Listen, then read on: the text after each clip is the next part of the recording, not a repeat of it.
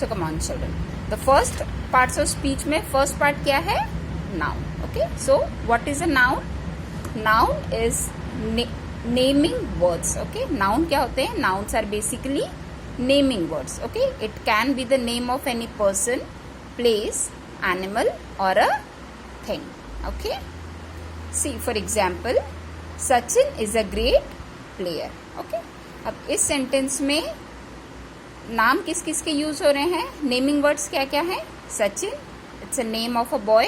Okay, player, again it's a name. ठीक है, तो सचिन और प्लेयर ये दोनों वर्ड्स क्या है? ये है nouns. Okay, now similarly Ahmedabad is a big city. Okay, अब ये जो दो वर्ड्स है अहमदाबाद और सिटी, ये दोनों भी क्या है? ये दोनों भी नाम है. ओके, सो ये क्या है? ये भी नाउन है. ओके, सो पर्सन का नाम हो गया, प्लेस का नाम हो गया, किसी एनिमल का नाम हो सकता है जैसे डॉग, कैट, रैट, किसी चीज का नाम हो सकता है, right, of any object, like for example this book, this pencil.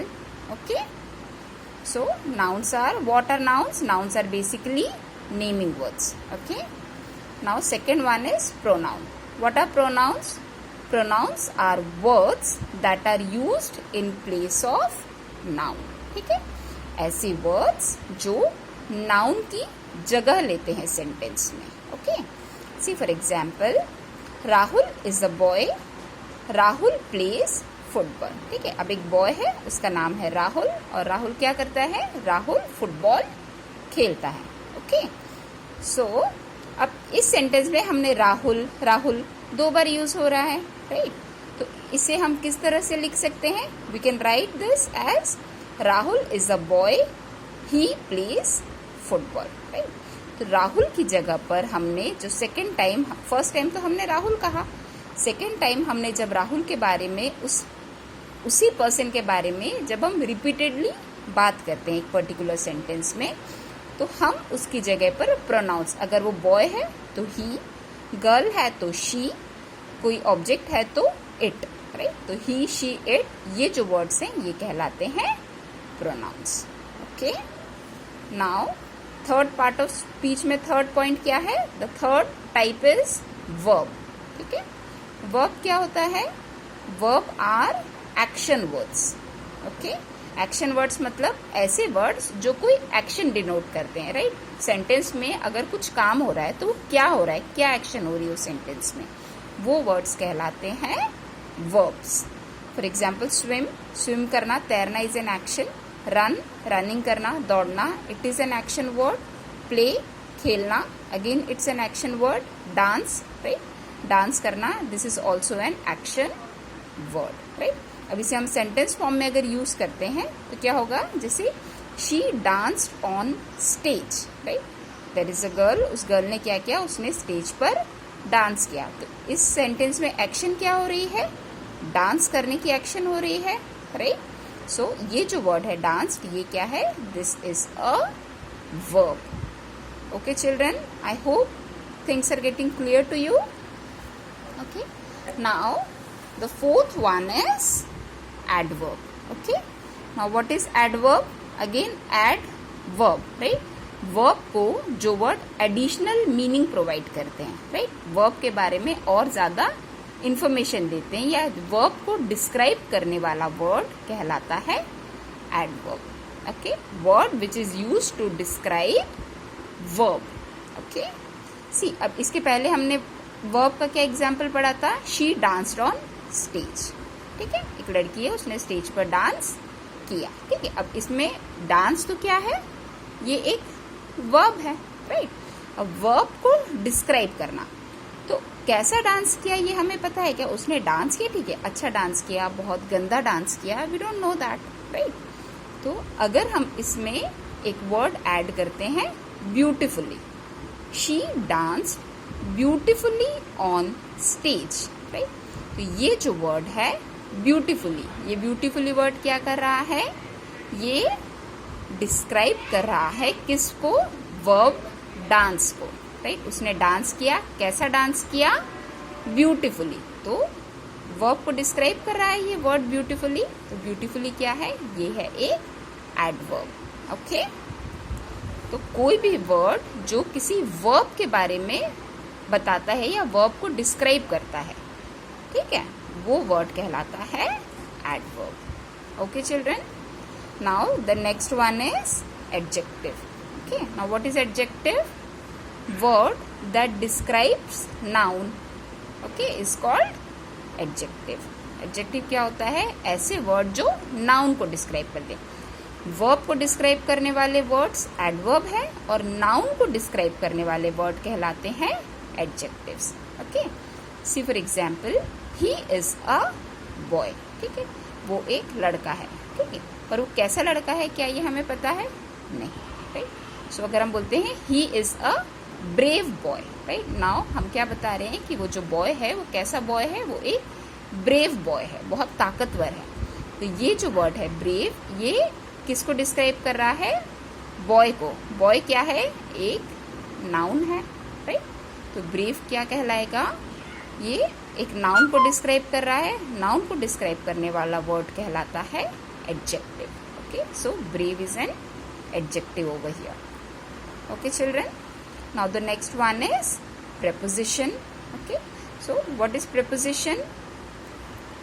Words that show relationship between noun and other words in a sentence. Okay, ऐसे words जो noun और sentence में और जो दूसरे words use हो रहे उनके बीच में relationship show करते हैं, वो कहलाते हैं prepositions. Okay, see for example, it shows direction, time and location of noun. ठीक है, और क्या शो करते हैं प्रेपोजिशन? कि जो नाउन है उसकी डायरेक्शन, वो नाउन कहाँ पर है, किस जगह पर है, उसकी पोजीशन डिनोट करते हैं। जैसे इसमें लिखा है ना प्रेपोजिशन, प्री पोजिशन, क्या बता रहे हैं? वो पोजीशन बता रहे हैं किसी भी चीज़ की, कि वो पर्टिकुलर चीज़ कहाँ पर है, किधर है, कैसी है, कहाँ रखी है। Okay, these words are called preposition. See for example, अगर हम बोलते हैं the cup is the table. अब इसमें नाउन क्या है? कप है और टेबल है। अब इससे हमें समझ में आ रहा है कि कप और टेबल के बीच में क्या रिलेशन है। कप और टेबल एग्जैक्टली क्या, व्हाट? अगर हम इसे ऐसे लिखते हैं, the cup is on the table. Right, ये जो वर्ड ऑन है ये क्या शो कर रहा है? ये पोजीशन शो कर रहा है किसकी? या रिलेशनशिप शो कर रहा है कप और टेबल के बीच में। एक लिंक है ये between these two nouns. Okay, so this word on is called a preposition. Okay, because it is showing relationship between noun and other words of the sentence. Okay, it is also showing the position of noun. Okay, now a little girl sat under a tree. Okay, this is another example. There is a girl, वो girl क्या कर रही है? अब उस girl और उस tree, ये दो नाउन है यहाँ पर, राइट, गर्ल एंड ट्री। अब इन दोनों के बीच में क्या रिलेशनशिप है? राइट, वो हमें क्या शो कर रहा है? ये जो वर्ड है अंडर, ये शो कर रहा है relationship between these two nouns. Okay, कि वो जो लड़की है वो ट्री के नीचे बैठी है। ये जो वर्ड है on and under, these two words are called prepositions. Okay, now conjunction. What is conjunction? Conjunctions are basically joining words, right? ऐसे words जो दो words को, okay, और more than two words को और sentences को join करते हैं या connect करते हैं, वो कहलाते हैं conjunction. Okay, for example, Rohan is good at studies, Ram is good at studies. Right, अब ये दो अलग अलग सेंटेंस है। ठीक है, रोहन है वो भी पढ़ाई में अच्छा है, राम जो है वो भी पढ़ाई में अच्छा है। तो इन सेंटेंसेस को हम कैसे ज्वाइन करके लिख सकते हैं? Rohan and Ram are good at studies. Right, तो ये जो वर्ड है एंड, ये क्या कहलाएगा? This is called conjunction. Why? Because इस वर्ड एंड ने इन दोनों सेंटेंसेस को ज्वाइन किया है। Right, so and is called conjunction. Okay, now moving further, now the last part of speech is interjection. Okay, now what is interjection? It expresses sudden feeling or expression. Right, ऐसे words जो हमारी sudden feeling और expression बताते हैं, right, those words are called interjection. For example, hurray, we won the match. तो ये जो word है हुर्रे, ये क्या कहलाता है? This word hurray is called interjection. Alas, he is dead. तो ये जो वर्ड है एलास, ये क्या कहला रहा है? ये कौन सी फीलिंग शो कर रहा है? ये सैड वाली फीलिंग. किसी चीज़ से हम अपसेट हैं, उदास हैं, राइट. तो ये सैडनेस शो कर रहा है. हुर्रे एक्साइटमेंट शो कर रहा है, दैट हाउ हैप्पी और excited we are that we have won the match.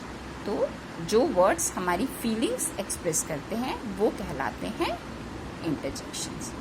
Okay children, so these are basically 8 parts of speech that we are going to study further in our grammar classes one by one in depth and details. Okay, so that's all for today children. I'll be giving you a homework also. Okay, thank you.